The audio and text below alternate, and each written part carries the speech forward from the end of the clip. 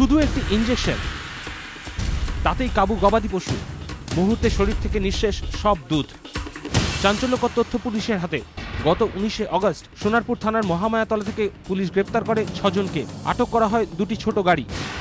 গাড়ি থেকে উদ্ধার হয় 7,60,000 ইনজেকশনের ফাইল। ধৃতদের জিজ্ঞাসাবাদ করে পুলিশ জানতে পারে ঘটিয়ারি শরীফের বিভিন্ন জায়গা থেকে ওগুলি গোপনে কলকাতায় আনা হচ্ছিল। কি কাজে লাগে এই ইনজেকশনগুলি? বিশেষজ্ঞদের সঙ্গে কথা বলে পুলিশ জানতে পেরেছে এই ইনজেকশন দেওয়া হয় গরু, মহিষ ও ছাগলকে। পশু চিকিৎসকরা জানিয়েছেন এই ইনজেকশন দিলেই গরু বা মহিষের সব বাঁটে দুধ চলে আসে। মুহূর্তের মধ্যে সেই দুধ দুইয়ে নেওয়া হয়। পশু চিকিৎসকদের দাবি ওই ইনজেকশন প্রয়োগের ফলে মৃত্যুও হতে পারে গবাদি পশুর। ড্রাগ অ্যান্ড কসমেটিক্স অ্যাক্টে বেআইনিভাবে অবৈধ ওষুধ পাচারের অভিযোগে মামলা শুরু করেছে পুলিশ। পাশাপাশি পশুদের প্রতি নিষ্ঠুরতা প্রতিরোধ আইনের আওতায় বিষয়টি আসে কিনা তাও দেখা হচ্ছে। আমরা একটা গোপন সূত্রে খবর পেয়ে একটা আমাদের কাছে খবর ছিল কি কিছু বেআইনি ওষুধ তৈরি করা হচ্ছে আর ওটা বিভিন্ন মার্কেটে সাপ্লাই করা হচ্ছে।